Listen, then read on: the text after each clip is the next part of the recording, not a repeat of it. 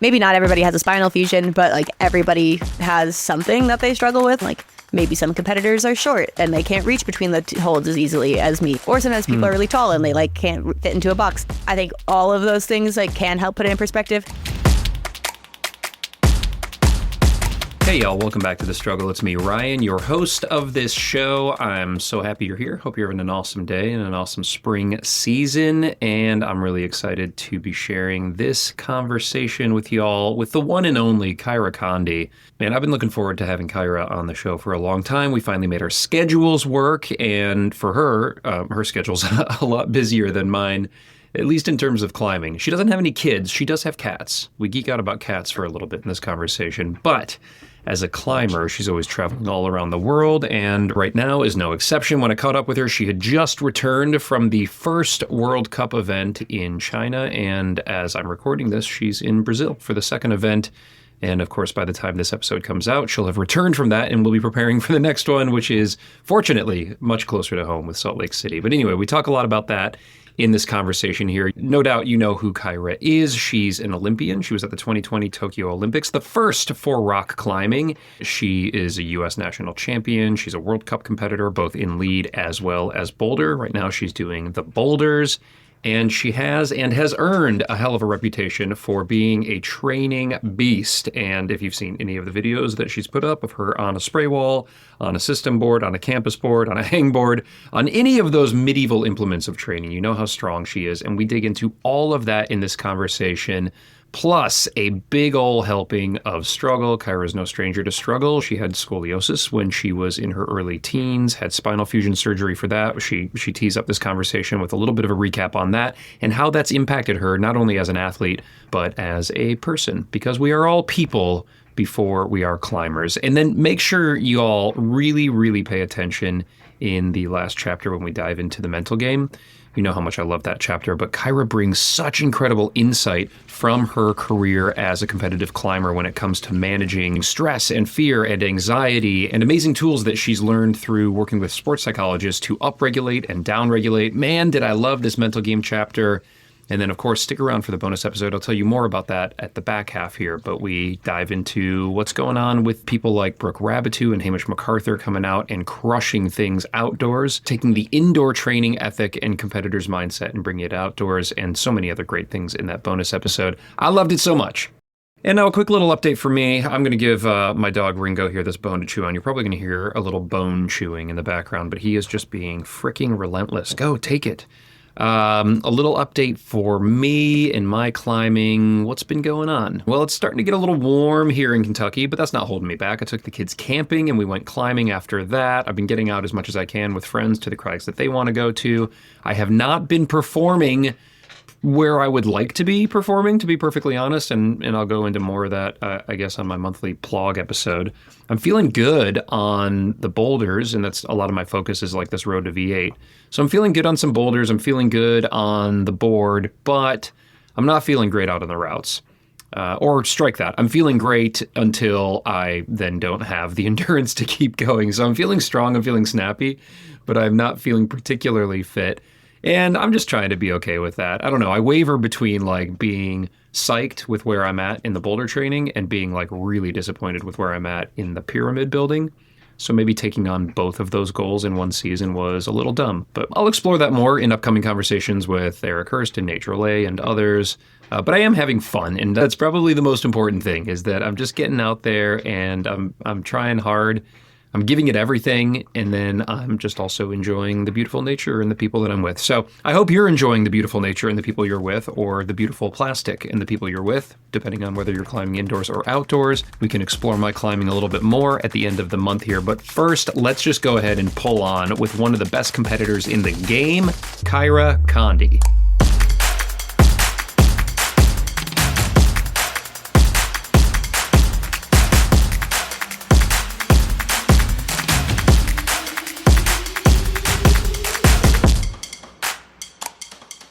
You're home for not very long. You were in China and now you're back just for a bit because the next one's coming up, right?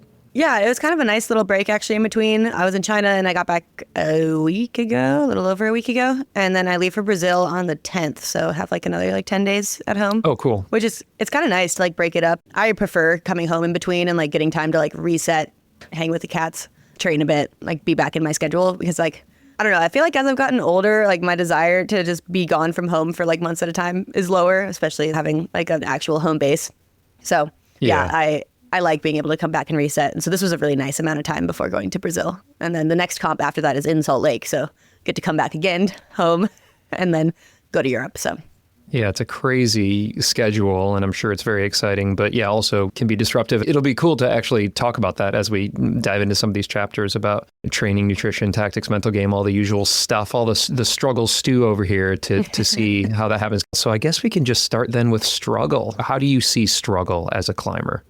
Man, honestly, the thing that first made me think of is I was at this youth camp when I probably was like 15 maybe at the time that this happened. And one of the coaches at it was giving this like talk about how sometimes like climbers who look the best and are like really perfectionist and are climbing beautifully aren't actually the person who's like trying the hardest. And then he like looked, I swear to God, directly at me and was like, I like to call these other climbers cockroaches. It's like, wait, where is this going?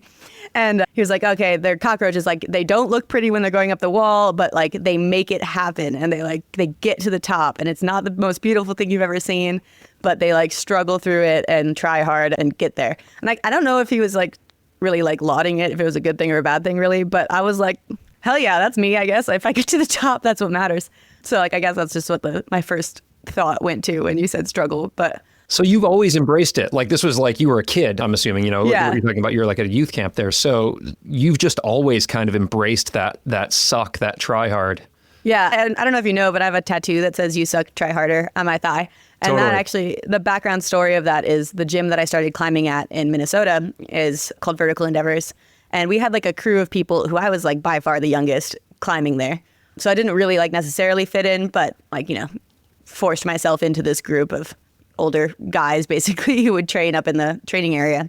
And one of them wrote on the wall, like, you suck, try harder. And it just like kind of became all of our motto. And I think like if you started climbing back in 2009 and were in the like old gyms, especially in the Midwest, you had to like really love climbing in order to be in there every day because it's not like these giant new beautiful Waltopia gyms that you have nowadays that make it like super easy to love. It was like grungy. It was full of like rubber like on the ground. Like I would come home and I would wipe my face and it would turn black because like I had so much rubber dust on my face. Yeah, gross, grungy, work hard gyms. And was this the one like with like the gnarly spray wall, like the 45-degree spray wall? So then actually how we ended up getting there is that all those guys who I was just talking about who were like a fair amount older than me when I first started, we stopped being able to like set at the gym very easily. So all of us were like, well, we can make a space. And so we made the spray wall, which is called the A, in a different warehouse. So that's a separate gym. But like we built it and set it and like, some of the other guys who had holds, like those were all his holds. But that's like how that gym came to be. And that was like, it's a tiny room. It's like a 600 square foot little room with just one wall and benches facing the wall. And so that's like where that came from. So just head down, like putting in the hard work. And it sounds like you've just always had that work ethic, which I want to peel back on in a little bit. But kind of getting back to the you suck, try harder motto there and the tattoo. I've seen comments, and maybe you were talking about it on the podcast, or maybe it's just like some comments on Instagram where people felt like you were being mean to yourself or you were being unkind. But that's not the root of it. The root of it, it sounds like, came from like this stoke that you and this group had. Yeah, I think it means a lot of things. Like, honestly, it's like a reference to home. So like, I'm from Minnesota. It means a lot to me being there. So it's like a reference to home. It's kind of a reference to my training philosophy, trying hard, always struggling, basically. And then it's also like, I was a bit of a misfit in this group. Like, I think climbers in general tend to be a bunch of misfits. But then I, on top of that, was like a teenage girl when everybody else at this gym was like 20-some-year-old guys. And so like I really didn't fit in a lot of ways. So that tattoo actually has like a lot of like deep meaning to me. It's probably my most meaningful tattoo in a lot of ways. But yeah, when I posted it online, a bunch of people were like, you should really be nicer to yourself. And I was, I'm like, you're the one being mean. Like, I'm being very nice to myself. Right. I don't know what you're talking about. Yeah. The trolls come out and they'll even troll people for not being nice enough to themselves, even though it's misguided. Well, speaking of tattoos, And we'll get into training a little bit more because I really do want to dive into your philosophy and your ethic around that. But speaking of tattoos, you've of course also famously got this tattoo down your spine, which I think, is a nod to a reference to your spinal fusion. And we're talking about struggle right now. And this is like super unique. And I think many people who are listening right now probably know the story, but maybe not everybody. And if you wouldn't mind just touching on that aspect of your health and how it impacts you as a climber or how it's evolved over the years. Yeah. Let's see, like the little TLDR of what happened is I had severe idiopathic adolescent scoliosis, which basically means that my spine was curved and we don't know what caused it to curve. It curved out of nowhere. Sometimes something like trauma can cause it, and that would not be idiopathic. But mine just was during my growth spurt. It grew crooked. And that also meant that it got severe like really quickly because it was when I hit that growth spurt between like 12 and 13 that it got really bad. And so instead of growing, I just like stayed the same height and my back bent. And so it got really bad really quickly. And I ended up getting the fusion surgery. I didn't have to spend any time in a back brace, which is a little unique to a scoliosis journey. I think a lot of people who had scoliosis as kids and even got the fusion ended up having to spend years in a back brace. So like kind of nice that I got to skip that part because, as a teenage girl, having to wear a big old Boston brace sucks from what I've heard from a lot of other people. I did have one for like a second, but I didn't end up having to wear it. But yeah, it's definitely impacted my climbing and my general philosophy quite a lot. I think in general, it really made me appreciate climbing a lot when it happened. I was at the stage of life where I maybe easily could have quit, found other passions, whatever, because, teenage girls are fickle. But having climbing taken away from me in that moment made me realize, like, one, how much it meant to me, and just in general, not even having to try and like be at a high performance level, but just climbing as an outlet. So when I was able to actually climb again, like motivation was just like at an all-time high. And I don't think I've ever had a time since then where I've ever wanted to like not climb for more than a week. And was that, it's any time something like that happens, in life, it's like talk about a curveball, but especially when you're like kind of in those formative adolescent teen years, and it can really have an effect that goes beyond just like the physical. And so, how did that translate for you just in terms of your mindset, your grit as you worked through that and then came out of it? I think I used to just be in denial that it held me back at all. And I would be like, oh no, like I don't notice it even a little bit. Or there'd be like very specific climbs or moves that I noticed it on. And it wasn't really until I moved to Salt Lake in 2019 that I started really noticing the effects of my back. Like it was maybe one climb every other competition that I'd be like, wow, that climb kind of sucked for me. Or like random moves. It's like a certain movement that like certain moves you can't do. Or what is that? How does that actually manifest? Yeah. So the way I've been able to describe it as far as like a sensation is if a move was asking you to like bend your forearm in the middle of your forearm and you obviously just can't do that. Right. So it's like if the move was asking you to like wrap something with the middle of your forearm, like actually like wrap it around it, it's like, well, that's not going to happen, right? Just can't do it. Yeah. Yeah. And so the things that are like really hard are any type of thing that's like pressing overhead, because I have like really bad thoracic extension because I'm fused T2 through T12. So those moves are really hard. And then anything that has a lot of side bending. So like imagine you have a foot like directly horizontal from like a gas stoned hand. So like the holds are in line with each other. Like anytime holds are in a line, your body is curved around them. And there's different ways you can curve. You can obviously like face a direction and then like curve as like kind of like in a crunch or like a hollow position. But anytime that you have to like truly side bend, like imagine doing like kind of a cartwheel type thing. Right. That's really hard for me because I can't, I have just like no side bending. And do you then as a climber, have you found various workarounds, or is it just kind of like, this is stopper and there's no use continuing to try this because I just know my body is not capable of doing this position? Yeah. I think as climbers, we're attracted to things that we can't do a lot of times. Like we want to try and get better at things. And I definitely am that way. I love trying hard and doing moves that are like super hard. And I think these just have like a different feel to them where they don't feel hard necessarily. It just feels impossible, and not impossible in like a way that is like exciting and feels like I can like work through it or get stronger or do something, And so like it definitely takes away a little bit of the joy that like I find in all other climbing. So I have just found that honestly avoiding them when I can is sometimes better. But I've been really trying to not like write a move off as one of those impossible moves immediately, because it used to be that I would just be like, no, this one's impossible. And then sure enough, I would find a way to do it eventually. And then I'm like, well, that was annoying that I said it was impossible. And now it's clearly not. But there are times that it is impossible. So like finding that line of like not banging my head against something and like feeling bad about myself for not being able to do it. And then also like, being nice and trying to figure out. Yeah. Well, I appreciate that perspective. It's one of these things that I've been aware of it, but like I just learned in that 5 minutes right there, I just learned so much more about like kind of what the experience is like. And I wonder if it's very common. Do you have people reach out to you, climbers reach out to you that have this? I have a shocking number of people reach out to me, actually. It's pretty cool. I like really thought I was like one of the only other people. There was actually somebody at my gym growing up who was older than me, but she also had this surgery. And she climbed, she skied, did a bunch of stuff, did modeling. So like, yeah, it's like far more common than I realized. Oh, but I remembered what else I was going to say is that I think because of my back, like my strength in climbing is strength because that like kind of takes out that factor. And that's, I think, largely a big part of like why I have the style that I do. I think I would be a lot more of like a slinkier climber, like, like doing like sneaky beta and get really bendy and stuff if I didn't have this when I was so young. So, well, you're such a pro, Kyra, because I was looking for a transition into the training chapter, and here we are talking about strength. And I think like you as a climber, like you're synonymous, I think, with like strong, powerful. When I see you train, when I see you compete, it's just like really friggin' impressive to see how you not only have built that strength, but then how you apply it to the wall in different ways, in different problems. And so when it comes to training, I guess before we dive into some of the specifics and really geek out over it, is there an area of training that you would consider a struggle? Well, like a lot of my training also has to do with like practice because I'm doing competition still. And I definitely really struggle with practicing climbs I don't like. Like what I love is like straightforward board climbing. Like that's not a struggle. It's not a struggle to get myself to want to go try hard on a board, which I know tons of people who like, that's the thing that is their struggle. Like they don't like going and doing that. Yeah.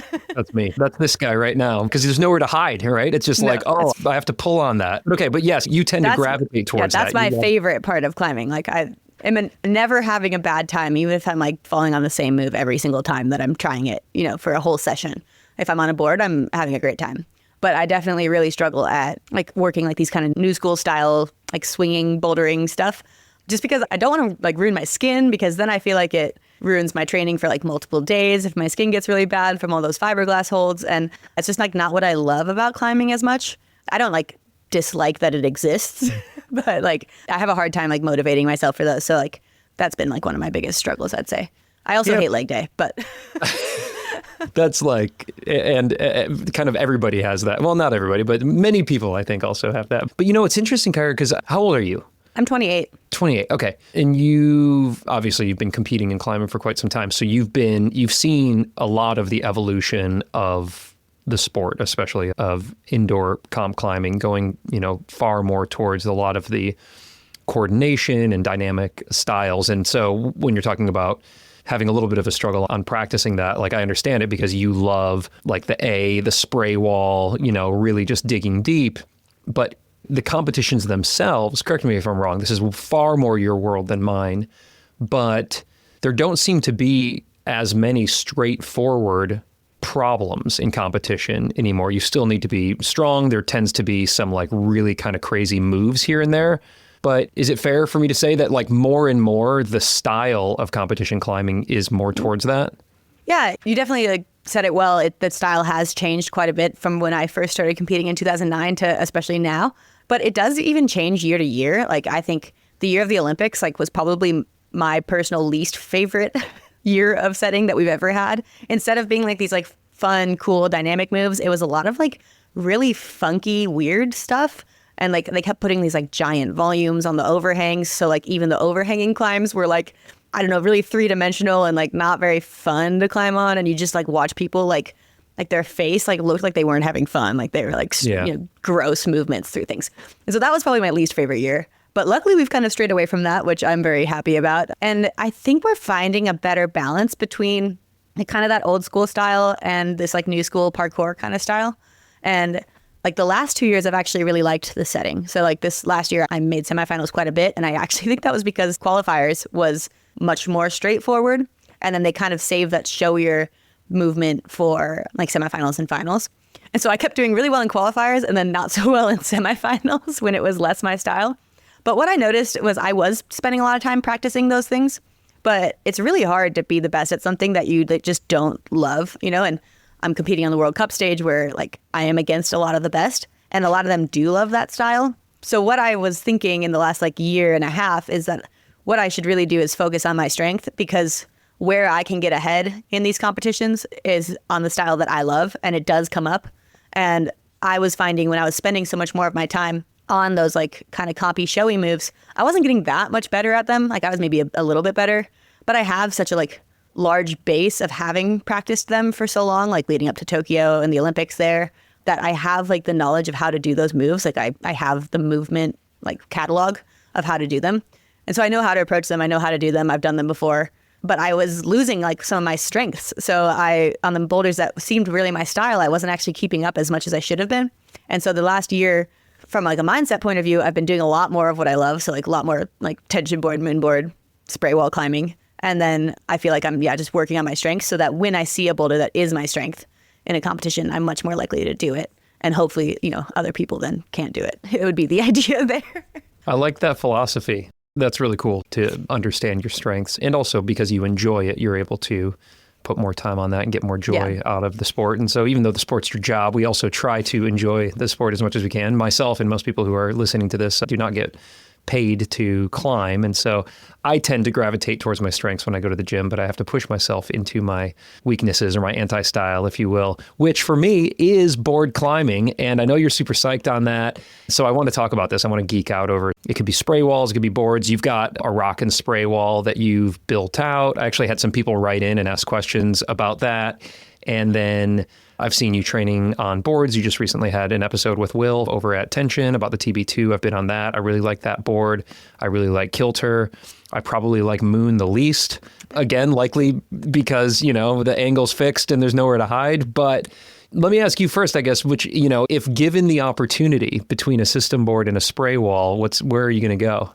Oh, man. How I've broken up my time between going to the spray wall versus going to like a board, one of the system boards, has been kind of like my mental ability of that day. Like if I'm like pretty wrecked and want my climbing to be a little bit more mindless, then I'll go and climb on a board because, you have the lights, they light up for you. You don't really have to make any decisions. You can sort by classic and by grade and it just is there for you, and you can swipe through them and it's super easy. You don't even have to move around in the gym. Like you can literally just sit on the bench and like choose which boulders to climb, right? And you can get a really good training session. And so on a day that I'm feeling like kind of mentally, like, I don't know, just like not looking for that big of a mental challenge, I'll like tend towards the board.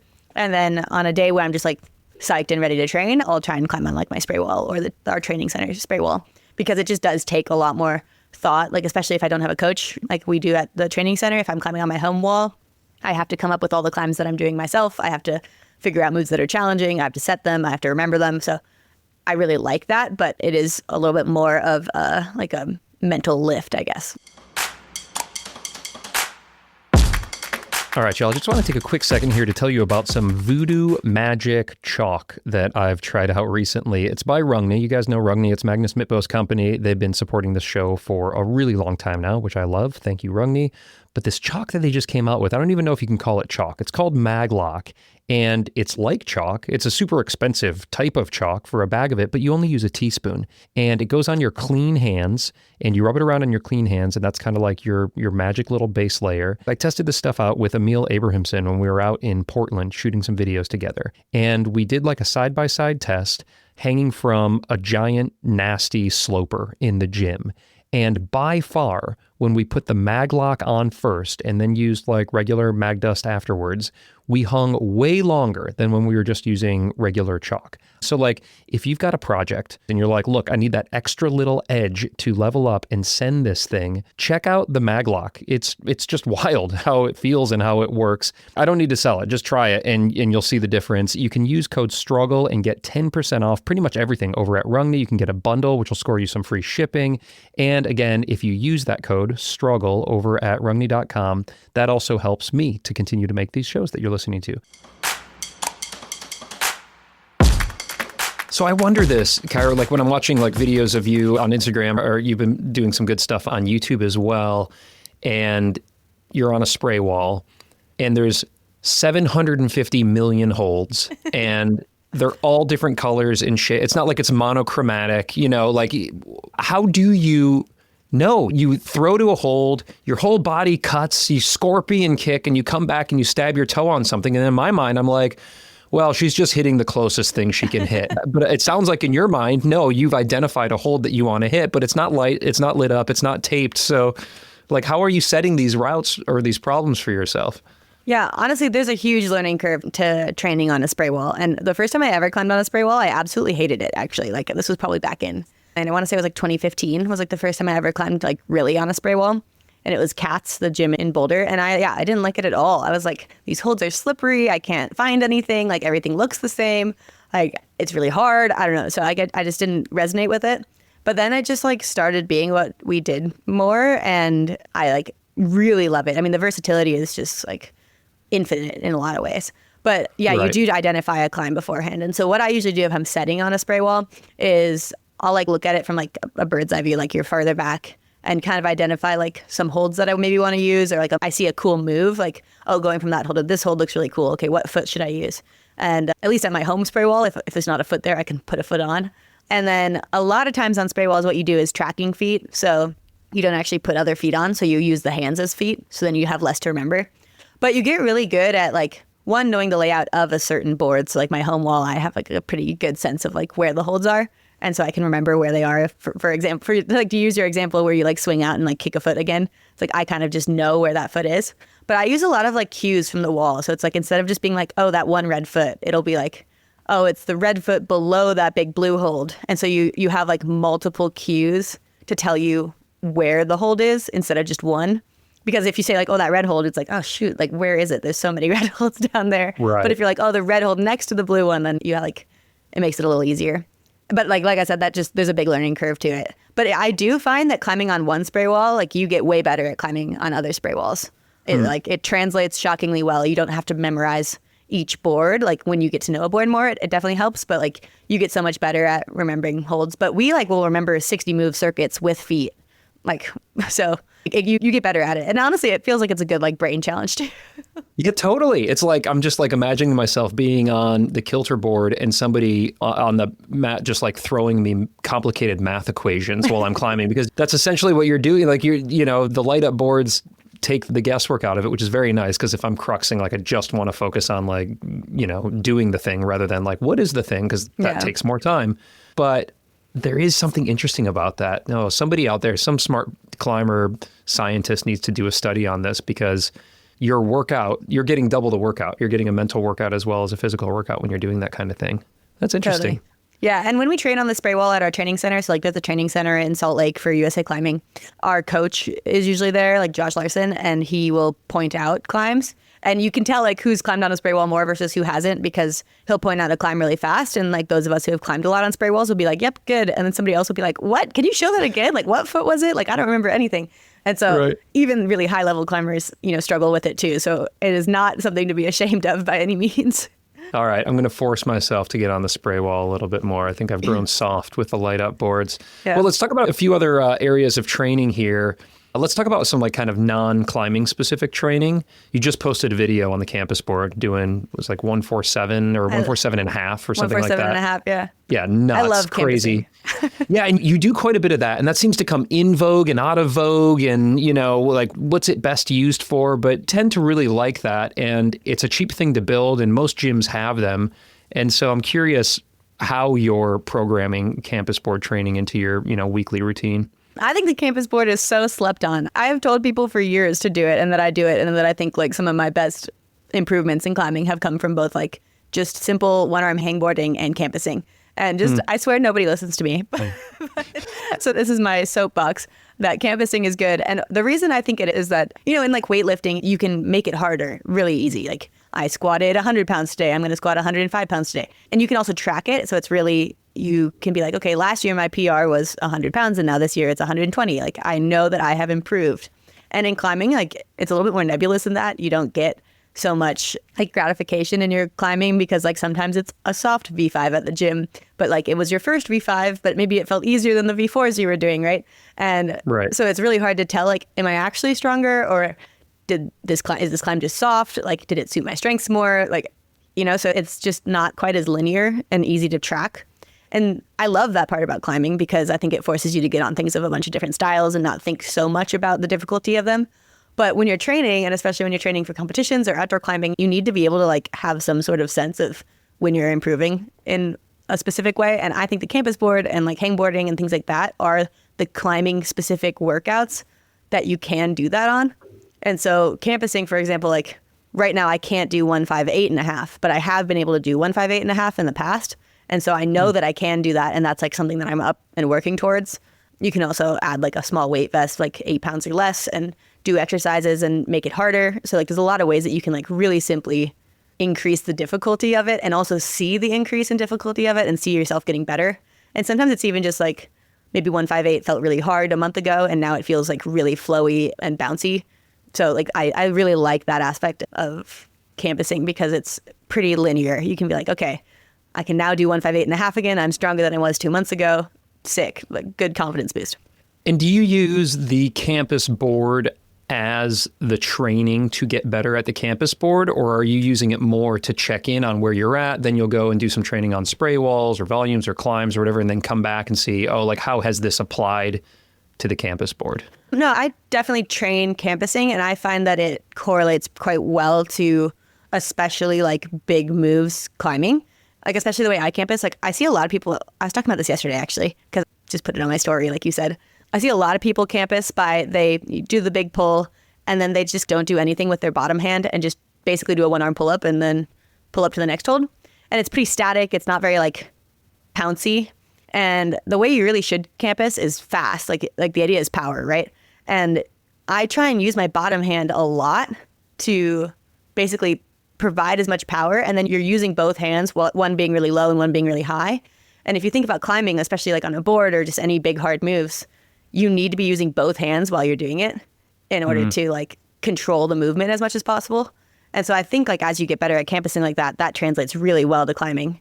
And I also find that it really helps with like underclings. I don't know. So, and I think it's fun. So it's like a lot of those things just all go together. It's like a system, right? So totally. There's something just that you touched on, just the universality of it and how standardized it is. You can check in on that. I just haven't done it in so long, but now you can be psyched. Like I'm just going to go and try it and see where I'm at and then maybe check in a few times a year to see where that progresses. Do you have any thoughts for those who are not professional climbers like yourself? So somebody like myself, I mean, I can do pull-ups, I can campus, I have no idea what I would do on it, but like, what about like feet on or jumping to holds or like, you know, are there other thoughts that you have around campusing for those who aren't like freakishly strong yet? yeah, I really want to make a video about this because I think a lot of people are intimidated by it, just like they are with spray walls. But basically any campusing exercise, you can change it to fit your strength level. So if I'm doing 158, you might be doing 123, right? Like you're campus laddering. And like, so it's the biggest pull you can do into the biggest pull you can do. And for some people that might be, you can do 1-4 and then match it, you know, and that's like a great starting place. And then, you know, ideally you can get to doing like 1-4 and then you pull through to 5. And then you can do 1-4 and pull through to 6. And then maybe eventually you'll be able to do 1-5 and be able to match it. And then you can do 1-5 and pull through to 1-5-6, you know. And you don't go further, just so I understand, it's 2 moves. You don't do another, if you have room to go, you don't go again? Not usually. I like doing just the one big pull. And the reason I do that is like trying hard is really important. Like that's how you get stronger. And I think a lot of people really struggle at actually trying really hard and trying 100%. And so I think things like hangboarding and campusing, again, it's so pure. Whereas if on a climb, like your foot might slip, you might dry fire, you might hit a hold wrong. Like there's so many things that can go wrong that physically prevent you from trying as hard as possible. But there's also a lot of like mental things, like maybe you didn't engage the foot right, you know? And so like just having these like pure 2 moves is just so easy to try 100% on. And so you get so much out of an effort like that. It's like doing a 1 rep max kind of. I'm psyched now. I'm going to give it a shot. Yeah, do it. Tag me. I'll tag you. 1, 2, 3. The goal is 1, 2, 3, and we'll go from there. Oh yeah. And then even if you can't do 1, 2, 3, you match every rung, you know, right? Like, so I think there's tons of places you can start. But. Yeah, cool. I appreciate that. And the other thing you mentioned too that you like to do that you called kind of quite simple, but that you gravitate towards are 1-arm hangs. Another thing that I can't do, but we're talking about years, so this is fine. But essentially, just hangboarding, hanging on an edge with, you know, whatever kind of weight one can do. And your partner in crime, Allison, is of course known for some, crazy feats of strength with finger pulls and block lifts and this kind of thing. And so how much are you training your fingers? Because it does seem like, at least in like World Cup style, although every once in a while you do have to grab probably a pretty tiny edge and yard on it, for the most part, it's not like you're climbing, a really hard boulder, like, I don't know, Burden of Dreams or something like that.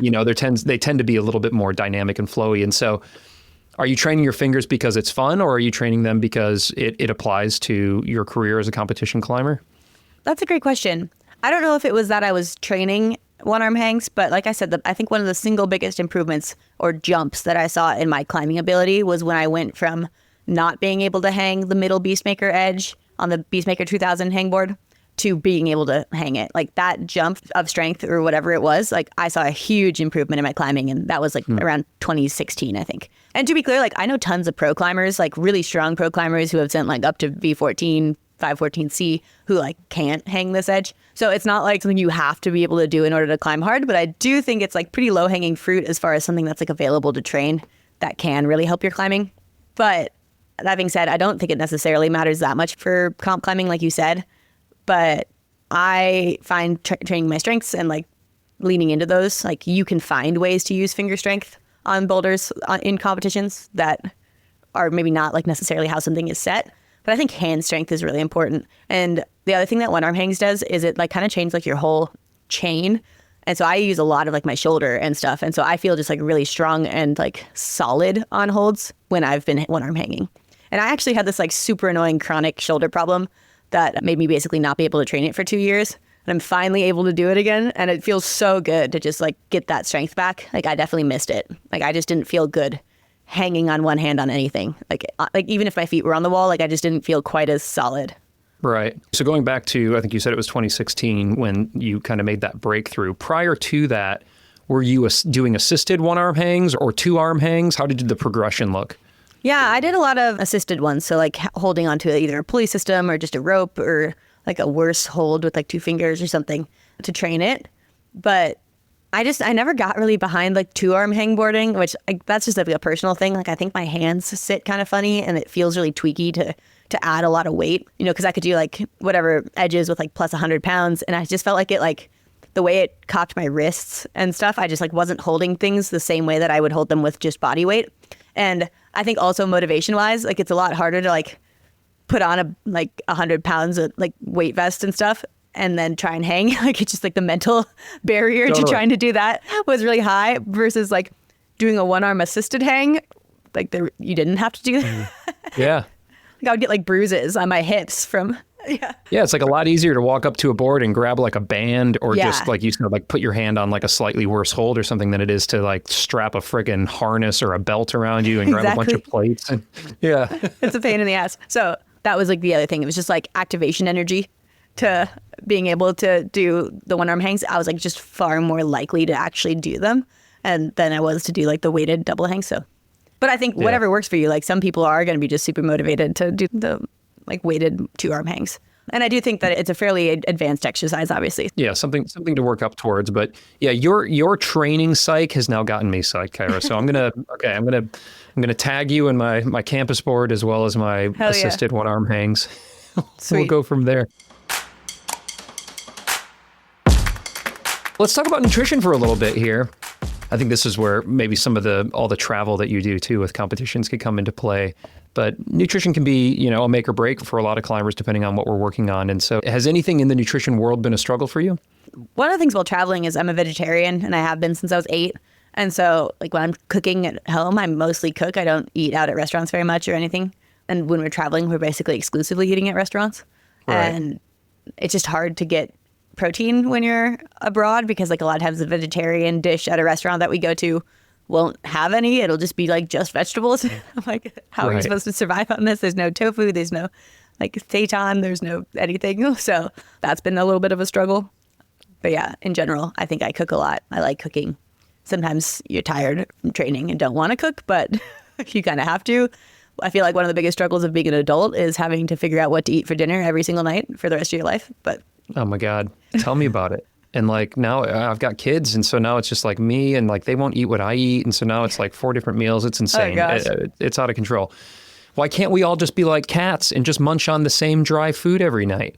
I know. I'm bougie with my cats, though, and I have like 5 different wet foods that I circulate. Oh, see. I'm like, man, it would just suck to eat the same thing every day, you know? You're a good cat mom for sure. So I want to drill in a little bit to like the types of foods that you prepare for yourself, and then we can talk about travel a little bit. But are there certain foods that you find, whether it's the night before or the day of, that you rely on time and again as like, hey, this is going to help me to perform better, or this is going to help me to recover better? Let's see. I've been really trying to make sure I get enough protein in general. I feel like that's like one of the main things that I do as far as like any sort of tracking of nutrition. I have been really trying to make sure I get at least 80 grams of protein, which is not enough, but like somewhere between 80 and 120 grams of protein a day, which vegetarian source proteins, like you're technically supposed to get like 150 or something, which I just will never. I can't eat that much. I don't know. It's way protein. too much. Yeah, it's so much protein. Yeah. I can't do it. But I do tend to find that I feel really good if I'm getting like 100 grams of protein a day. And so usually if I aim for 100, I get at least 80.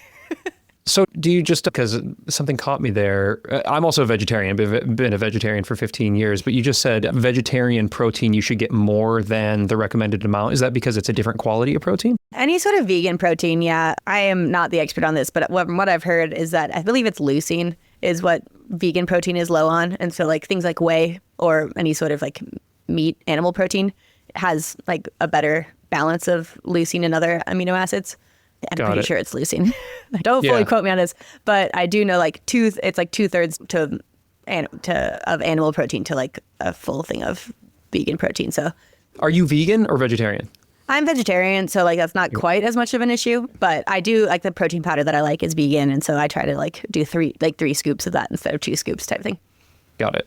Okay, yeah, I'm vegetarian, so like I'll crush some cheese, I'll crush some eggs. I eat eggs. Do you eat eggs? They give me the ick. Oh, really? I just can't do it. Yeah, I don't know why. Ever since I was a kid. Icky eggs? There's so many different ways to prepare eggs. Yep. And about even like when I'm eating them, if I do get myself to eat them, about halfway through it, they give me like the mega ick and I can't finish them. That is so funny. If I ate eggs, traveling would be much, much easier. Yeah. So yeah, let's talk about that. So when you're in Japan, or just recently you were in China, you're going to Brazil, like, I mean, some countries are probably more vegetarian friendly. You go to Italy or something like that, or you go to Spain, yeah. There's going to be like some really good like bean and rice dishes or pasta dishes. But I've done some traveling through Asia, and like a lot of it is fish and noodles, and it tends to be hard to find certain varieties. Maybe now you could just like go to a 7-Eleven and pick up maybe some things that you want. But how is that for you traveling? Like, do you just travel with a suitcase full of, macaroni and cheese or something? Yeah. So for China, this last time when I was there about a week ago, I went to REI beforehand and bought a bunch of like camping meals. So just add water meals, because especially like I was saying, like I feel best performing when I'm getting at least like 80 grams of protein a day. And I was just completely unable to find any source of protein basically when I was in China last time. Like even if I was able to eat like some vegetables and rice and maybe some soy milk every once in a while, like I like just could not find any like just plain tofu or like things like that. So I brought a bunch of those, and those like came in so clutch. I should just bring more. I don't know why I don't just like overbuy them, and like I like bring the exact amount that I need, that I think I need. And so I ran out on the very last day, like after I was done competing, and then was pretty hungry on the way home. But that's been really helpful. I've had times in the past where like I really struggled to eat in Japan because I gave myself like food anxiety because I kept accidentally eating things with like seafood seasoning in it, or like almost eating fish. And like, so then I just got super nervous that anything that I was going to eat was going to have fish in it. I talked to my sports psych about this, and that's apparently like a thing that you can happen. It's like a contamination worry, that like I was like worried that the food would be contaminated with meat. So like just like an anxiety thing. And so I have finally figured out like my systems basically, because we tend to travel to the same places. So yeah, I have the things that I can buy at 7-Eleven in Japan. I have the food that I bring to China.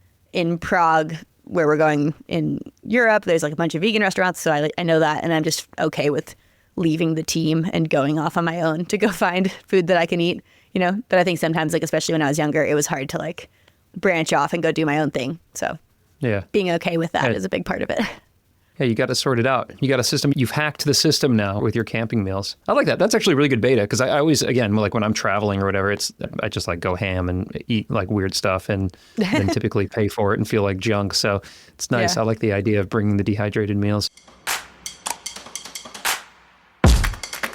want to take a quick second here to talk about how I'm keeping track of all my training and climbing over the course of days, weeks, months, and years. And I'm using an actual physical analog journal, a paper journal that I'm holding in my hands right now called the 5-Year Training and Performance Journal. I created this. I've been using something like this for the last 9 years, and it's a reflective journal, meaning I put something in for every single day, and at the end of the year, the next year starts back underneath that first one. So that as you go, you are able to see where you were at 1 year prior, 2 years prior, 3 years prior. You can log your goals at the beginning of every month and see what you checked off. And then the big breakthrough for me is that I'm able to reflect back and see what training interventions are actually working, what are worthwhile, and maybe which ones aren't. And I'm also able to see with a ton of gratitude and joy how much progress I've made.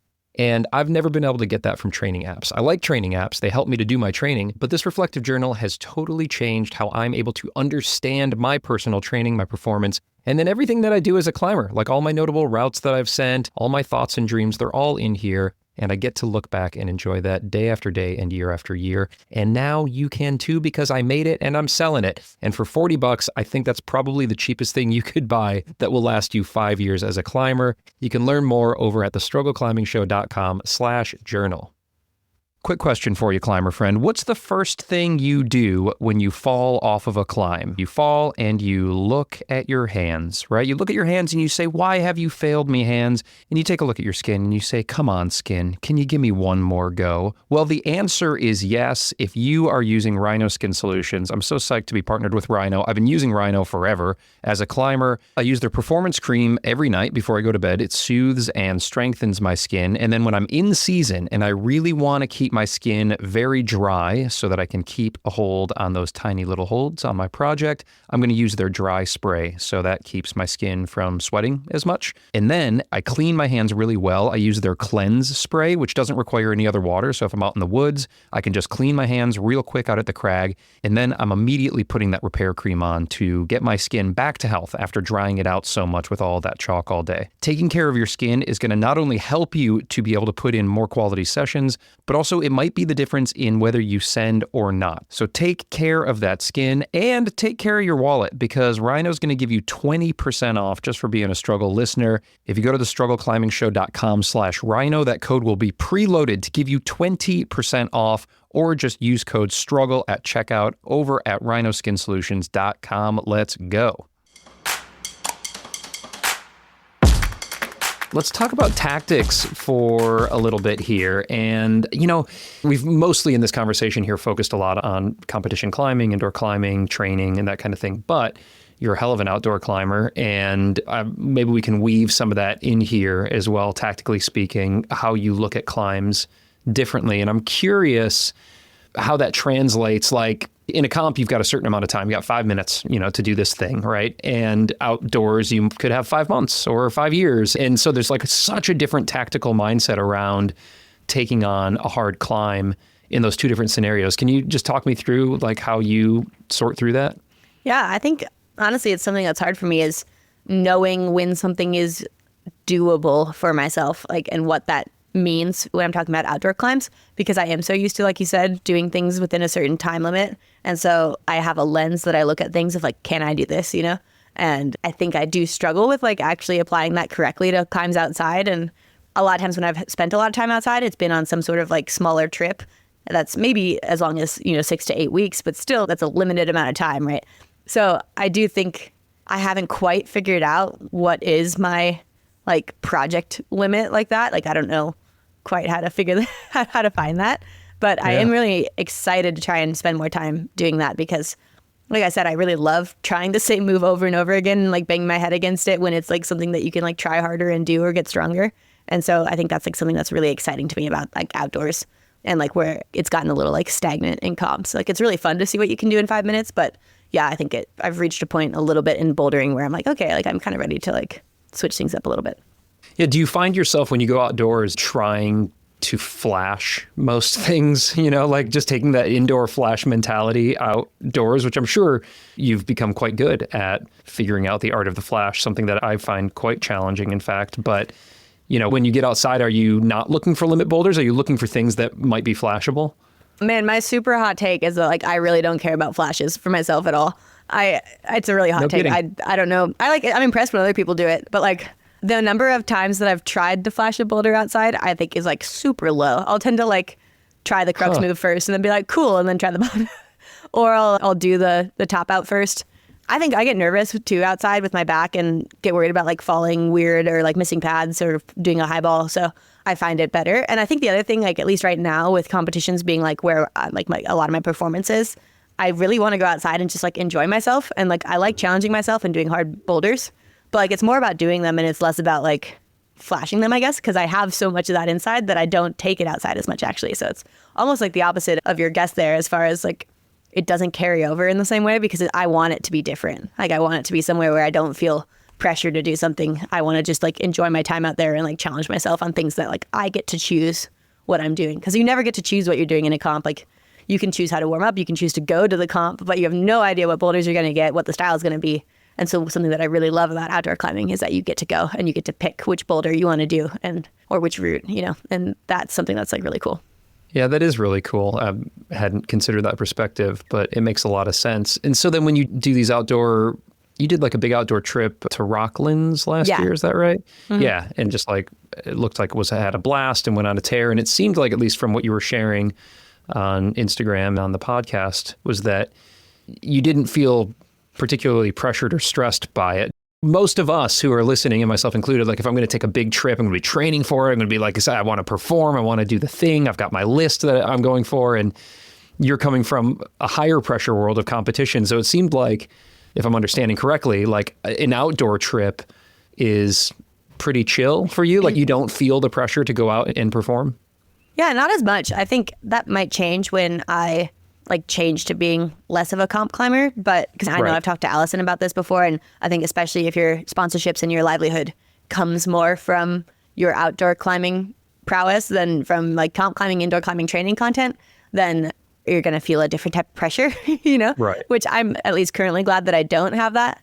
But right now, like, I think, I just really enjoy going outside for like the experience. And then I really like the experience of trying hard boulders. And so like, this trip to Rocklands, like I hadn't been back there since 2018. And so it was really great to come back 6 years later and basically do a cleanup trip and like just did all the boulders that I had tried before that felt like way too hard for me back then. So like that was kind of nice because like I was saying, like there's no like linear progression a lot of times in climbing where you can be like, I am stronger than I was like X years ago. And this was an example of, wow, I must be like at least better than I was back in 2018, which was really nice. I bet that felt great. And so through a tactical lens, and we can look at indoors or outdoors here, but are there certain tactics that you've come across with regard to how you tackle a climb or rest, or we can pull technique into this too. There's kind of like a technique/tactics chapter where, you know, certain techniques that you might rely on or that tend to like be at the top of your grab bag when you want to try to do something hard. Conditions, like what are you thinking about when you really need to perform, whether that's indoor or outdoors? Man, I have terrible tactics. I'm like way too impatient of a person. I'm like, I want to do this right now. It's in the sun. Fine. I'm going to get on it. You know, it's terrible. Don't follow my lead. But I think some of the things that I've gotten better at, one is that I have like really bad skin. I have like really sweaty, not hard skin at all. Like it never forms callus ever. So I found that like if I'm trying something with like small crimps or like a sharp hold or something, pre-taping, especially while I'm working the moves, has become an absolute game changer. Like I swear I'm outside on small crimps, I'm better with tape than I am without tape. Like I'll tape 3 tips and climb better on the climb because I swear the tape is just better than my actual skin. Yeah, that's really interesting because a lot of people, like in my experience and others, is like, oh, I had to tape and so I wasn't able to grip that as much. But your skin is so bad that the tape is better than the skin. Yeah, which isn't great either. It doesn't mean that it doesn't mean the tape is good, but it is better than my skin ripping off. But so like that's been a big game changer. And then antihydral, like the skin drying agent, has been huge for my outdoor climbing and also my comp climbing because I used to just bleed through tips just so consistently because my skin was just like baby soft and sweaty, and you know, on fiberglass holds, on sharp outdoor holds, whatever, it would just disintegrate. And again, if you bleed, that like ruins your training sometimes for a couple days. Like there's so many things that it goes wrong. It ruins your chances of sending, and antihydral like once a week has just like completely solved that for me in a lot of ways. Like, so I don't bleed from my tips very often at all now. Yeah. And are you on that? Because skin has been an interesting thing for me. I never used to think or worry about my skin until I started like really trying to perform and like climb harder, and I'm spending more time, training in the gym, and then I get out to the red and it's just really rough because it's just like a high volume. And so I never really thought a whole lot about this. And then I started using like rhino skin stuff, and I'm using like the dry spray to keep me from sweating. And then I use like the recovery, and now I've got like this whole system, and it works great for me. Like I've found kind of like the combination of rhino products that for me like help me to recover faster and then also stay less sweaty. But I've never tried like straight up antihydral. Is that what you're using? You said it was once a week? Yeah, and I only recommend people use antihydral if they have the type of skin that never splits. If you like never split without using like any drying agent and you're just pure sweaty, then antihydral is the stuff for you. But if you tend to get like, sweaty tips, but like dry creases or something like that, like I would not recommend antihydral, and I would stick to like the Rhino Dry or Rhino Performance or something. But right.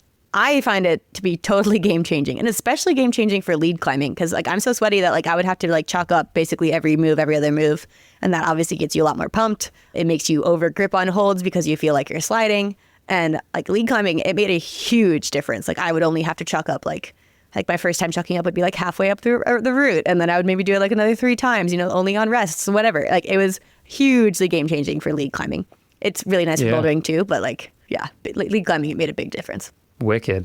That's like the nuclear option though. So like try the other things first, listeners. And then if you need the nuclear option, you got real sweaty hands, then check out the antihydral. I've also heard people say that antihydral doesn't work on them, and I'm just going to say you're wrong.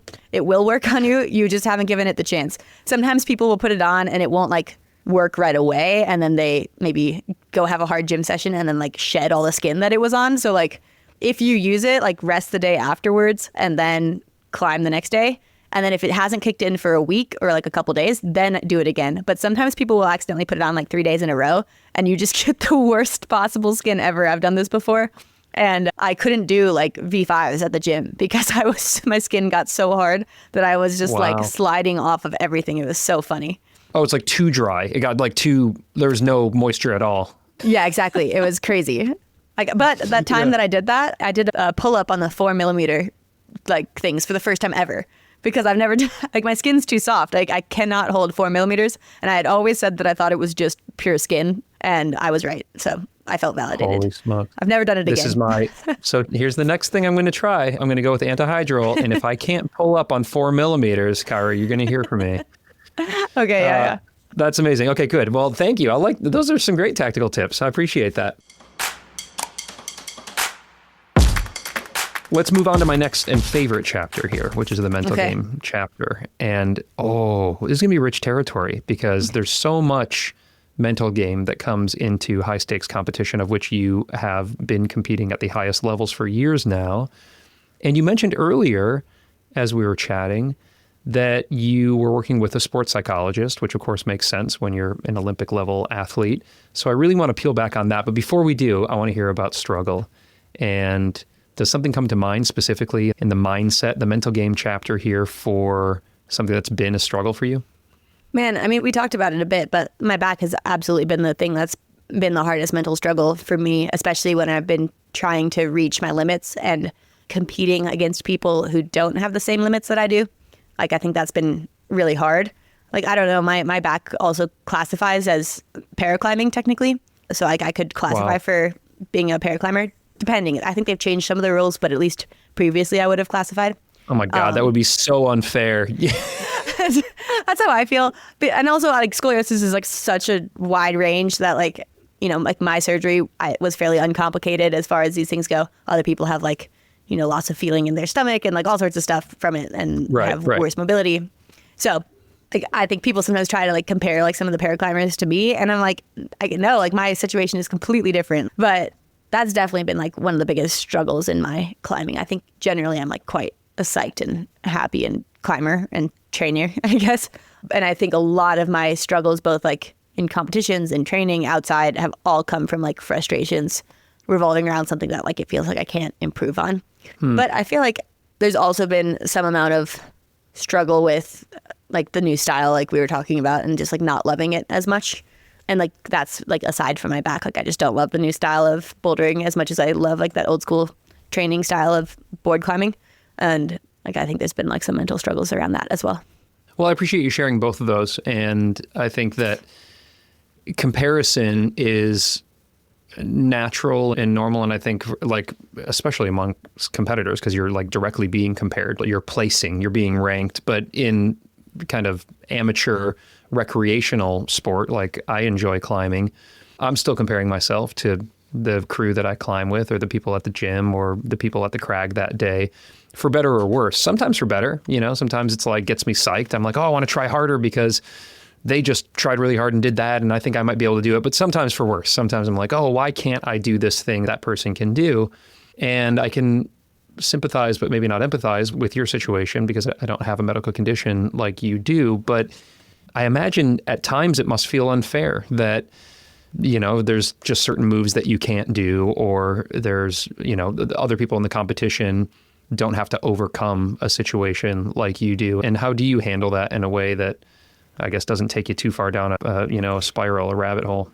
One thing that my sports psych helped me with, like back in the day when we were talking about this a lot, was like just like kind of putting it into perspective that like maybe not everybody has a spinal fusion, but like everybody has something that they struggle with. Like not everybody is just good at everything. Like maybe some competitors are short and they can't reach between the holds as easily as me, or like maybe somebody just has like really bad hip mobility and like they, even if stretching, like they wouldn't get better at it. So like high steps are really hard. Or sometimes people are really tall and they like can't fit into a box that are like somebody smaller can fit into much easier. People are heavier, people are lighter, people have stronger fingers, people have better tendon inserts, whatever. I think all of those things like can help put it in perspective. I am not the only person who has something that is hard for them out on the mats, right? Like everybody has something. And so taking a little bit of the like woe is me out of it, which is nice, and just like gives you a fresher perspective.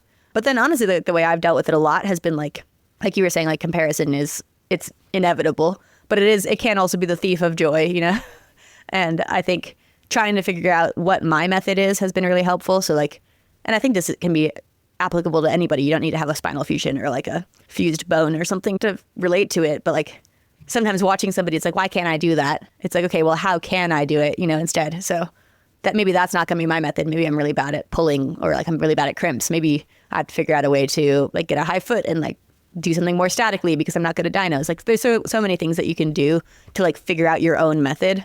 And when you're comparing to other people, I think it's really easy to get sucked into thinking that that's the only way to do something. But something that's great about climbing is just like there's no one morphology that is the best at climbing. Like we have people like Brooke Rawatu who's like 5'2", and then we have people like Kai Leitner who's 6'2", I think, and they're both very high up in their game. And so there's no one morphology that is like the best at climbing, and you can find ways that work for you that make it the easiest for you. So I think that's been a helpful like lens to look at it through.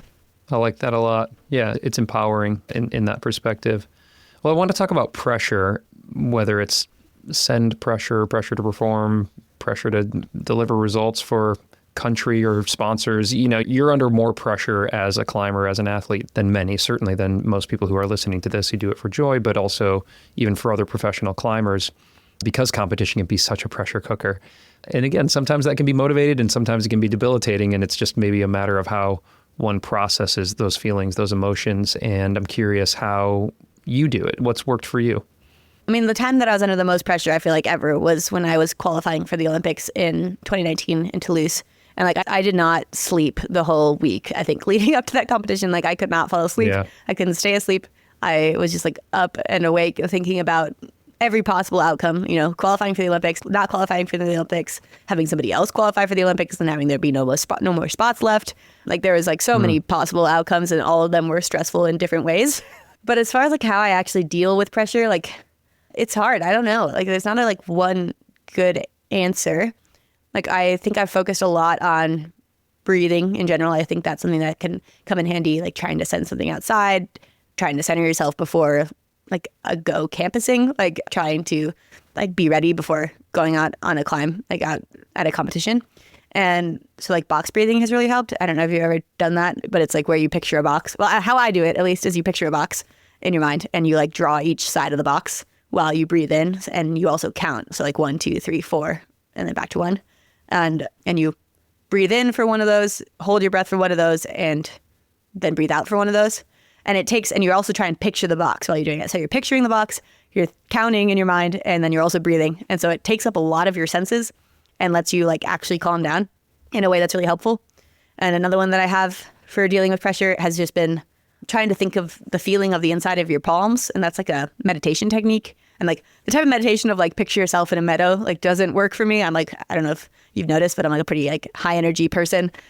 And so like sitting down and like trying to picture myself in a meadow, like it's not working. But like trying to like just be in tune with your body and like feel the soles of your feet on the ground or feel the inside of your palms, like that type of thing like works pretty well for me because it's like gives my brain something to focus on.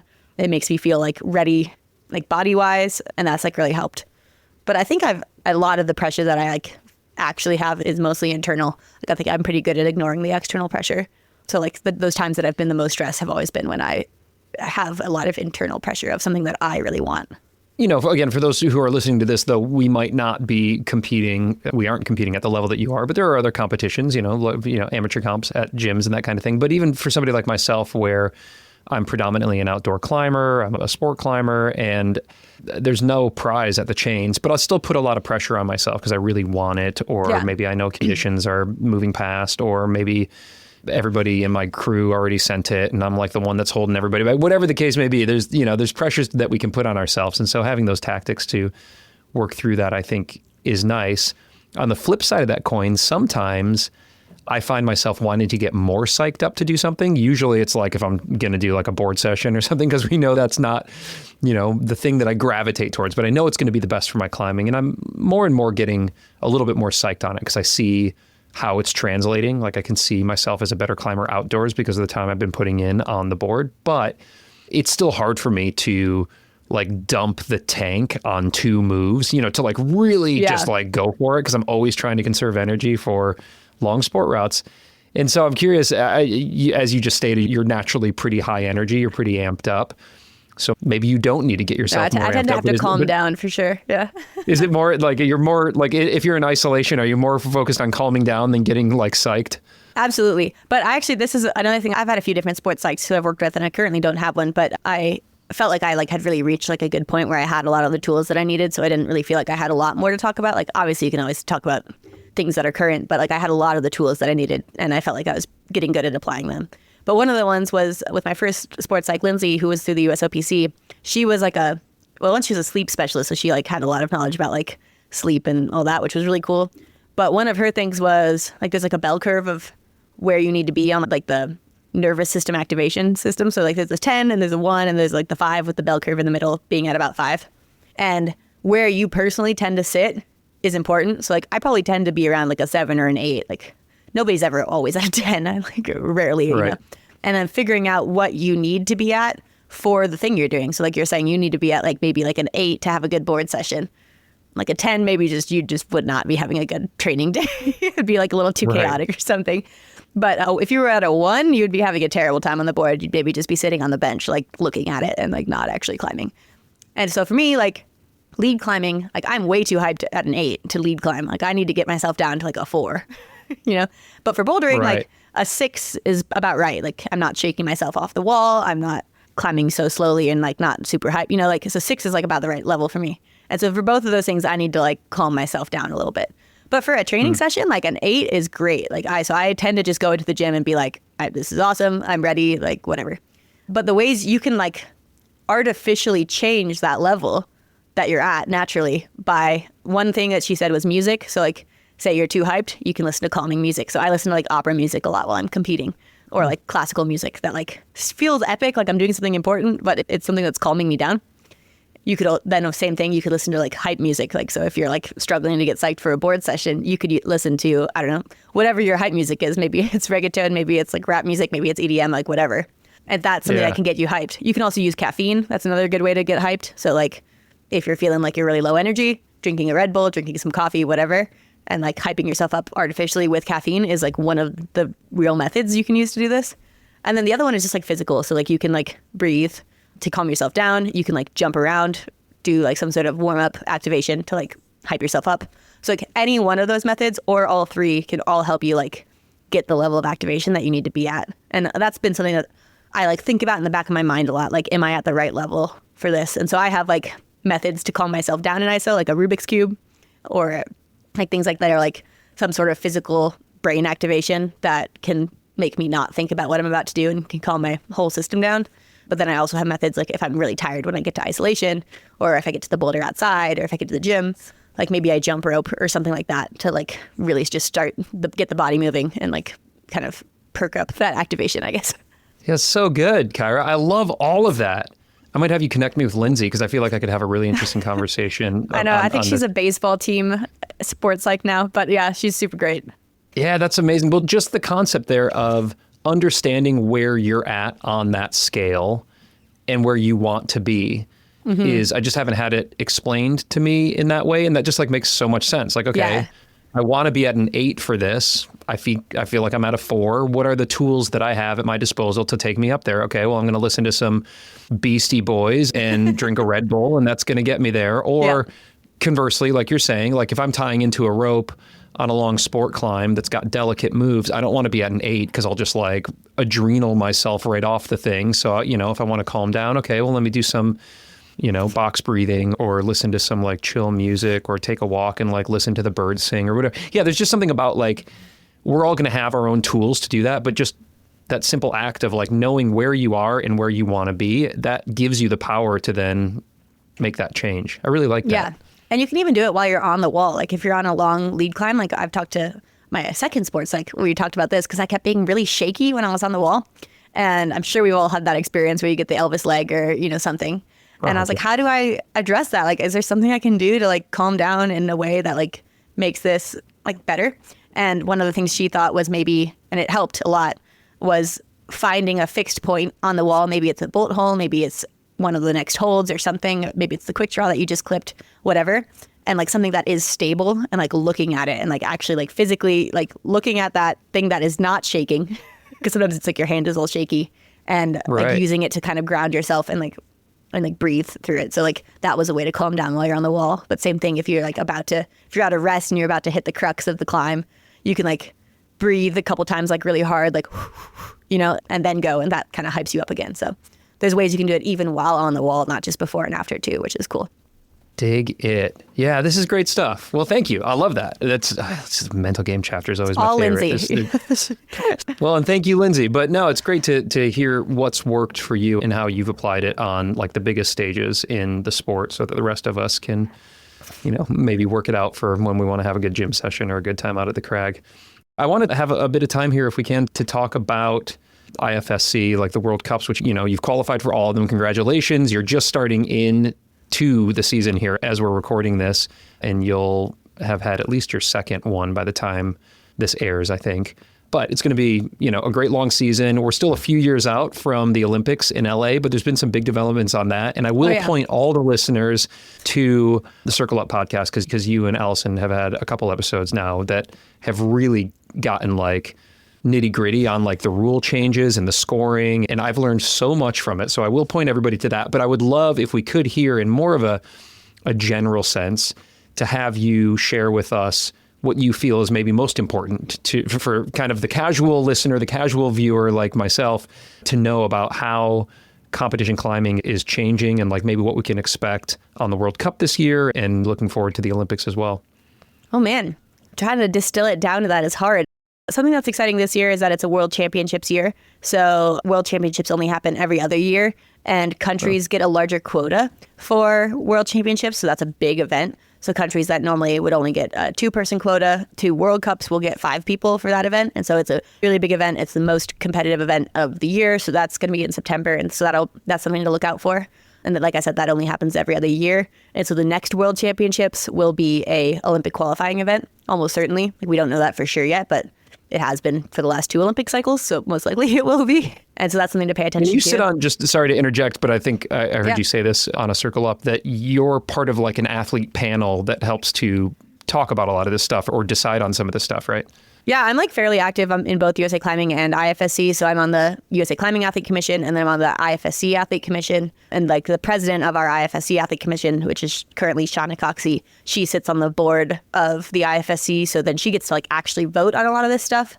But she and Sean McCall, who are both actually on the board, they're president and vice president of our Athlete Commission, they take the athlete perspective, and I'm on that athlete committee, and bring it to the board level. And then they make the votes that are usually very in line with how the rest of the athletes feel. And the athletes tend to be like pretty aligned in general on a lot of this stuff. Like are we okay with them putting a picture of the route in isolation, like stuff like that. So Right. Got it. I think one of the other things is like this year, because we just got announced that there are going to be 3 separate medals in LA. So in LA 28, the next Olympics, there's going to be a bouldering medal, a lead medal, and a speed medal, all separately. No more combined event at all. And that's really exciting because I think a ton of people have been like forcing themselves to lead climb, forcing themselves to boulder when they are more of a lead climber, more of a boulder. So many speed climbers had to like get into bouldering for Tokyo. Like we've seen a lot of crossover, and I think we haven't really gotten to see any of the specialist athletes like really truly shine. Like there's definitely some of the people at the very top who are really good at both, who like really shined through in both Tokyo and Paris. But I think it's really exciting that we're going to get to see like more of the top level in each discipline, hopefully in LA. So that's something exciting. And I think we'll see a lot more specialization than at the World Cup level. Like this year, I'm only bouldering. We have a lot of people who are like Jesse Grouper is only lead climbing this year. Also from the U.S. team, he's more of a lead climber, but he was in Paris and obviously did the boulder lead there. So I think that's really cool because we're getting to see people like actually put their all into the discipline that they're the best at. When you qualify for the Olympics, you feel a lot of pressure to get better at the thing that you're bad at, because you're going to be at the Olympics and you're going to be climbing, like bouldering, say you're a lead specialist. And so it then takes away a little bit from your lead specialization. So I think that's something that's really cool that we're going to be seeing this year, is like a lot more people specializing. And the way the season works in general is there's 6 bouldering events, 6 lead events, 6 speed events, and then the World Championships. And so some events have both bouldering and lead, some have boulder and speed, some have speed and lead. And then there's just going to be 6 of each of them. And yeah, that's the general like outline of how the series works, I guess.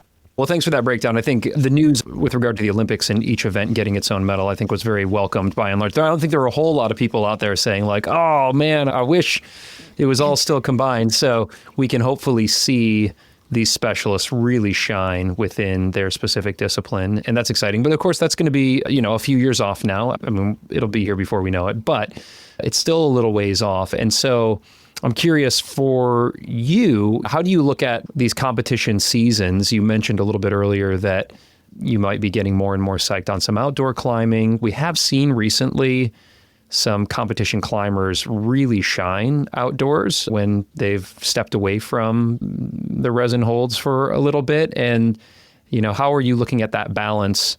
This year, you're obviously qualified for all the World Cups. It sounds like you're pretty psyched on it, which is great. And the season is just beginning. But how much thought do you put into like the competition versus outdoor balance as it regards to your career? Yeah, I think a lot of sponsors are getting more excited about the outdoor space than the competition space. I think because we are prescribed what we have to wear in a competition by our federation, it's a lot less appealing, I guess, to like an apparel brand, for example, to sponsor, I think, especially high-level competition climbers. And I think one thing that I've been guessing is that a lot of our stars in climbing are going to outgrow the outdoor industry. So, I mean, we have these people who are becoming like true athletic stars, Olympic stars. And most of the people, if you think of like Olympic stars, are like sponsored by Nike or sponsored by Adidas, like these huge companies, and are getting $1 million contracts. But I have never heard of $1 million contract in climbing, and don't think that a lot of the outdoor industry companies can actually like afford that, to be honest.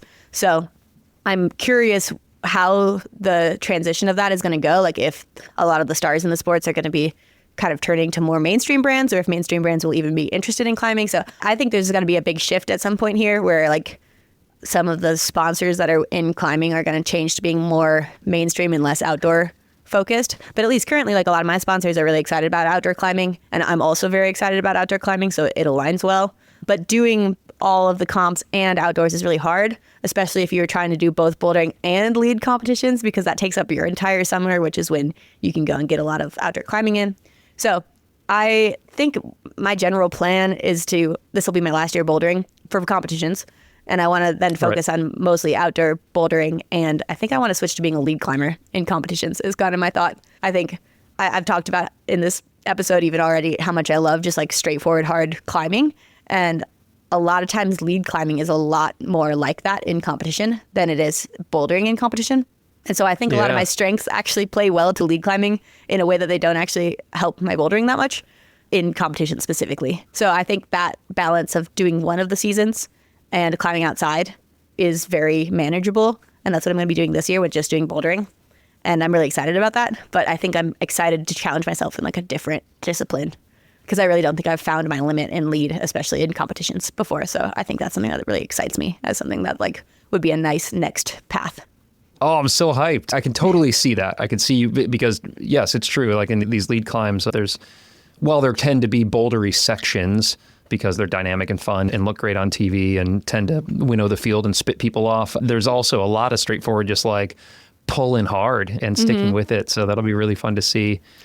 We'll have to get you out here to the Red River Gorge. You know, I think Jesse came out here, speaking of Jesse Grouper, came out here and like flashed everything basically. So strong lead competition climbers can come out here and put away some classic climbs pretty quickly. Oh yeah, Jesse's my roommate too. So like we live together. So that's great. I feel like if I can like absorb any of his endurance just via like osmosis, that'd be sick. But we train really well together. Yeah, so. He just like almost flashed Life of Villains, or he like second go'd Life of Villains and then sent Death of Villains, dispatched that one in pretty short order. So I would say his fitness is pretty peak right now. Yeah, Jesse's a freak for sure. I have so much respect for him and his training and just him as a person in general. So I always like to shout out Jesse whenever I can because one, we're roommates and good friends, but also his just work ethic and he's a genuine human. So that's awesome. Yeah, I actually got to meet him just briefly out here. He was staying at Eric Hurst's cabin or just maybe hanging out there, and Eric and I are friends, and I got to see him for a second. I need to have him on this show because I'm so like, I just get so psyched going down endurance training rabbit holes. So we got to connect with Jesse one of these. Well, let him know, when you see him at the water cooler there later today. Yeah, exactly. The last thing I want to talk about here before we shift, and I want to talk about some of the cool projects that you're working on personally, are the grades of these boulders that you come across, these boulder problems that you come across in competition. And I mean, the grade debate, it's just chum in the water. I love talking about grades. Everybody loves talking about grades, but they're not graded, right? So like when you enter into a qualifier and you've got these boulders that you're going to do, they're going to be hard, but it's not based on a grade. And I'm curious because climbing is so grade structured, or it's just become, it wasn't always, obviously people used to just go out and climb things, but now we tend to put quite a bit of emphasis on grades, whether it's to help us understand whether we could do something or not, or so that we can compare ourselves to others or compare a climb at one gym to another. But that doesn't happen in competition. And so A, why is that? And B, like, what would you put the grades at these competition climbs? Like, where do they fall on the V scale? Man, it's easier definitely to talk about that for the lead climbs. But for bouldering, it's so hard. Like, man, when you only have 5 minutes to do something and you haven't watched anybody else do it, it definitely like artificially inflates the grade for sure. Like sometimes like I'll be doing a round, practice round here at the training center that, our coaches and other route setters for USA Climbing have set, and, maybe won't send any of them. And then I'll literally just talk to my coach afterwards and be like, how do I do that one? And he'll tell me, like, maybe he'll just even confirm the way that I thought I was supposed to do it sometimes. And then I'll do it first try. So it's like you have that like doubt in your mind about what you're trying, and like that'll make you not do it. Or you'll just try something wrong and that'll make you not do it. Or you won't see that you can like flip a hold, and that makes you go from being easy to hard. So like there's so many things like that, like even just watching somebody on it could make a big difference, or having 10 minutes to work on it instead of 5 minutes. Right. And so I think talking about the grades for a bouldering competition is just so hard. But this last competition in Kachao in China, I think it was a really interesting round in qualifiers because I think we had one of the easiest boulders that I've ever had at a World Cup and one of the hardest ones that I've ever had in a World Cup in the same round. So I think quite genuinely the first boulder of the round was V6 or 7. And you can tell because basically every single competitor flashed it. Like maybe somebody missed the first move once or like slipped, but essentially every single person flashed it in the entire round. So like 60 people. So like, it was, and V6, V7 is about the level that you would expect every World Cup climber to like basically never fall on. And like obviously everybody falls sometimes. So like, I definitely fall on my fair share of easy climbs, but that one was like quite easy. And then the other climb in the round, like one of them that was very doable was probably more around V10. So like that one was one that like a lot of people had to do. And that one was like a pretty straightforward boulder. So it's a lot easier to, like, I think it would get V10 in a lot of gyms. And that one, like you basically had to flash to make it because it was a long boulder. And so if you did it second try, you were just too tired. And so a lot of competitors, that was like how we made semifinals in the group I was in. So I flashed that boulder and I would grade it around V10. And then the fourth boulder was just like, I don't know, gym V11 at the very least, and just like not sized correctly for the women's field, to be honest. Like the move to the zone was just way too big. and off of way too bad a feet.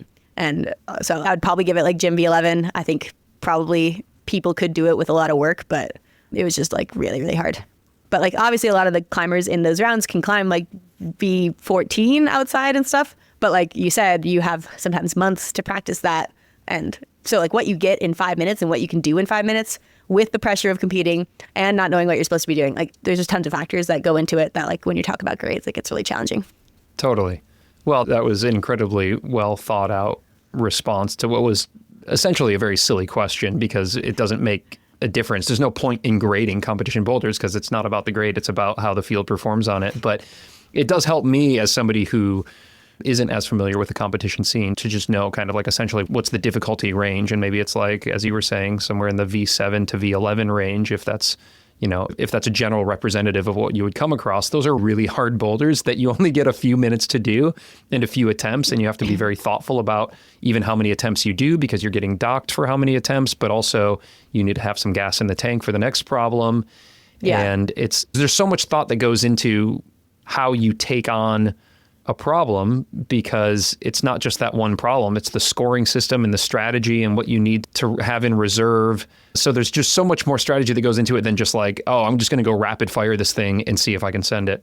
Oh, totally. Yeah. And then when we're talking about lead climbs, I think honestly, the women's lead qualifier climbs are probably 14A/B would be my guess. Yeah, they're pretty hard. Crazy hard. Yeah. And that's because they don't want a lot of tops. Yeah. And you even see like quite a few like double tops in a lot of the qualifying rounds. And like 14A is like a grade that quite a few of the really strong women can definitely flash in a gym. Sure. Especially we get to see the beta. You get to watch other competitors climb. You get to plan out your sequence. You get to warm up exactly for that climb. You know, there's a lot of things that you can do to like make it not feel like a first try. You know, you can, It is your first try on it, but you can study the climb and make it like feel as much like a second try as possible. And that's actually a big part of my strategy, especially in league comps, is like almost make it feel like I've done the moves before. Like I'll mimic moves that I see that are going to be on the climb in my warm up and stuff like that. So smart. They're pretty hard in qualifiers. And then semifinals is usually a little harder, like maybe a 14B plus ish probably. And then finals is sometimes a little easier to make it like a more showy climb, you know, or there's like usually a harder crux or something in it, you know. Yeah. And then I have no idea what those men's climbs are. I mean, that's just so much harder than I would have thought. It makes sense because we're talking about some of the best climbers in the world, and you don't want it to be like, a cruiser. But God, that's crazy to just have a flash attempt at something like in the mid 14s. It's wild to me. Yeah. And I watched Jesse, just to bring back Jesse up again, because he's like one of the craziest endurance climbers that I've seen, like take two men's basically semifinal level routes and that are set for like training purposes here, and like semifinal World Cup level routes, and then do laps on it, like 3 laps in a row, you know, and fall on the 3rd lap and like do it the other 2 times. So like these competitors are just so good. And lead is just so much more controlled in a lot of ways than bouldering. You only get that one try, but it is so much more controlled that they need to be pretty hard because you can control the movements so much better. Yeah. And the climbers are just so strong. Cool. Well, thanks for that. Thanks for that like primer there. And again, to the listeners, I point you over to Circle Up and you can get nitty gritty on the rule changes, the scoring changes, all the cool things that are happening in the sport right now. But that was a very nice overview. And now lastly, I want to check in on the stuff that you're working on, because I've talked about Circle Up. I've also touched on your YouTube channel. You've been putting out some really cool videos. Like first of all, how the hell do you have time to create content amidst all the other things that you're doing? And then like, what are you psyched on? Man, I think people like really grossly overestimate the amount of time that you can like actually spend training. Because like, I think unlike something like swimming or like ultra marathon running or whatever, you just can't climb every day. Like even the best climbers have to take rest days every 2 days, sometimes even every other day, just because you're using your fingers so much, which are so small compared to like your legs or your like arms while swimming, you know? Right. That like, I think we just physically can't train the same amount that we can in other sports. And it's such a full body sport as well that like, say you were always lifting on your off day, you would just have terrible climbing days, the days that, you know, you have to have these like sacred rest days, right? And so that's actually why I do a lot of that like volunteer work as like an athlete commission, and I'm on the board of USA Climbing, is I really like having other things to focus on that feel like I'm even giving back to the sport and stuff, and being able to provide the athlete perspective. And because I do have time, like I'm out of school. I finished university back in 2018. And so I've been out of school for quite a while now. And so I think something like the YouTube channel and the podcast have been things that are really fun to focus on because it feels like it's something that's like advancing my career in a different way than like training is.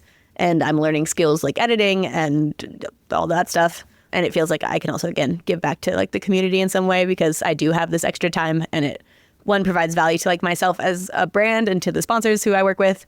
But it also is like a way to provide like a free resource of information, I think, which I feel like I'm pretty passionate about as something to like, climbing is obviously a fairly privileged sport in general. And like it's hard to get into, like there's a kind of big barrier to entry. And so like as much free resources that we could provide as possible is like, I think something that's cool. And that's something that podcasts can do and something that YouTube can do. Like YouTube is insane if you think about how much knowledge is on there. Oh, it's wild. And yeah, I really appreciate the stuff you put out. I also really like that it's a strong female perspective that you're putting out, you and Allison on Circle Up, and then you on your YouTube channel, because so much of the content out there is very male dominated. And I mean, I'm like, contributing to that because I'm a guy and it's just like through my lens. And so we can only speak through our lens. I try to have as many women guests as I can, but for you and the content that you make and just the conversations that you and Allison have, it's different than a lot of the podcast content out there that I consume. And I try to listen to all the climbing podcasts out there, which is freaking insane. That's super impressive. Most of them, not all of them. There's at least one out there I don't listen to anymore. But, there's just a lot of like really good and interesting perspectives. And I'm curious, like what's coming down in terms of just content, whether it's on your YouTube channel or on Circle Up. Are there dream collaborations you've got in mind? Are there topics you want to dive into? Yeah, I have a big old note on my phone of like any idea that pops into my mind, whether it's good or bad, of like YouTube ideas and also podcast topics. Like sometimes I'll just like remember a story from, college or something. I'll be like, oh, I should like mention that on the podcast. And I'll just like write it down as something that'll maybe be our little like random preamble to an episode, like talking about XYZ. Like, for example, one time I was at a gym, and this is one that came into mind, so I'll share it on your podcast instead of mine. Yes. But I was at the gym once years ago, and this guy was like, oh, can I get a photo with you? And I was like, yeah, for sure. And he was being a little weird. But anyway, my boyfriend took a photo of us. And then he was like, okay, I have a weird request, but like, just so you know, I've asked like Alex Puccio to do this and also the Sierra Blair coil. So like, I've asked other people about it. I was like, okay. And he was like, okay, can you take one where you're choking me? And I was like, did they say yes? And he was like, oh no, they didn't say yes. And I was like, cool, then no, I'm not going to do that. Oh, that's so crazy. And so I did not take a photo of me choking this guy, but he did ask. And I was like, oh, that would be a great podcast random tidbit. So anyway, here you go. There you go. Oh, you gave me the scoop. That is freaking. I love that you asked if they said yes. That was the smartest follow-up question possible was, did they say yes? And then he says no. They said no. Good on him for being honest. You weirdo. See, even freaks can be honest. It's true. I've also had people ask me to like follow them on Instagram, like at the gym. So I'll be like, they're like, oh, can you follow me on Instagram? And I'll be like, and one time I was like, is it a good Instagram? And they're like, no. I was like, okay, then no. Sorry. But yeah, like how many cat photos do you have? That's so funny. Well, during this conversation, your cat got the zoomies and like just went ham on something on the bed behind you there. Like I think it was found my a charger, toy. my cord to my phone. I can't keep chargers out. They all get eaten. Yeah, that happens with mine too. They like to bite everything. Like I leave paper out, they like actually bite it. I'm like, my cat ate my homework, not my dog. Like this is very real. That's great. Well, this has just been a delightful conversation, like through and through, Kyra. Thank you so much. I just wish you all the luck. I mean, you're just going to have, I can tell, the psych is on, the training is on. It's going to be a fun year of growth and performance. And I think you're going to kick some butt out there. So we'll be keeping track of you. Yeah, I hope so. I have some big plans. I want to go to Rocklands again in Switzerland and hopefully obviously make a lot of YouTube stuff about that and make little videos and things. So yeah, keep your eyes peeled, I guess. I'm pretty excited about the YouTube stuff. I think it's a space that obviously like some people have found like a lot of success on in climbing. And I think it's like a cool way to like, I don't know, put yourself out there and actually have people see your personality a lot more than you do on Instagram and stuff. So. Oh, totally. Yeah. For everybody who's listening, check out, well, I'll link to it. So hit the links there. You can see Kyra's YouTube and Circle Up and everything else she's got going on. And I'd love to connect with you again, maybe after the season, and we can reflect on a little bit of it and set our sights to some outdoor climbing in Stoke. For sure. Yeah. Maybe me and Allison will have to have you on Circle Up too. So. Oh, it's a dream. Let's do it. I'll bring some weird stories. Sweet. That'd be great. We'll have to think of some topics and get you on there. I love it. All right, that wraps things up with Kyra. Man, I really enjoyed this. I hope you did too. Kyra, thank you for taking the time. Good luck this year out on the circuit. We're all pulling for you, and you're just such a strong competitor, both physically as well as mentally. I really got so much out of that mental chapter, especially. And I'm going to use a lot of those tactics when I go try to do some campus boarding. I'm really going to need to upregulate and then manage some stress and some disappointment after that, I think. So thank you for providing such a good toolkit for us in this conversation. And there is a heck of a bonus episode that we've got with Kyra where she answers listener questions, touching on all sorts of things. Let me just rattle off a few of the topics here that we covered. How to set a spray wall. And there's some really good specific information in there if you're psyched on spray walls like Kyra is as a training tool. I think you're going to love that.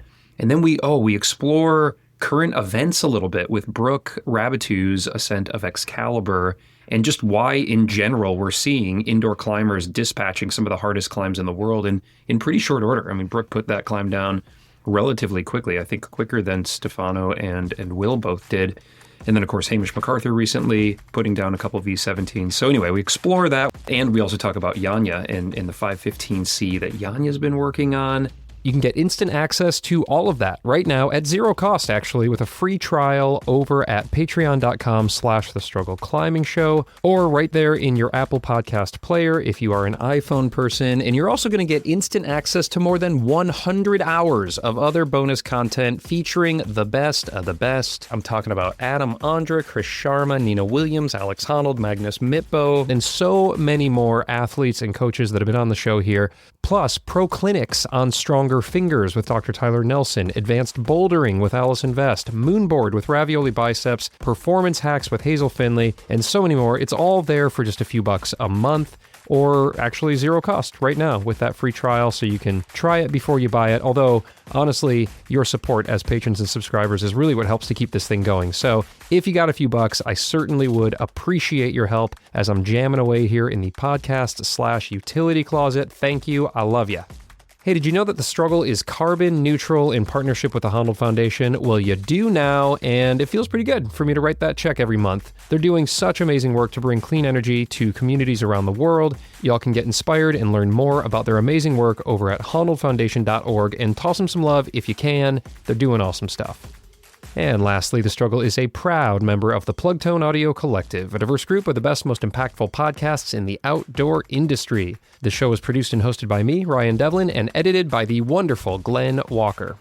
All right, that clips the anchors on this episode. Thank you so much for tuning in and supporting the show. If you want to do something that helps me out for zero cost, you could rate and review the show wherever you listen, or just share this with one of your climbing friends or the gym that you climb at. It really helps to get the word out there. I appreciate it. I hope your training and climbing are going great, and if you are struggling like me, well, just remember the struggle makes us stronger.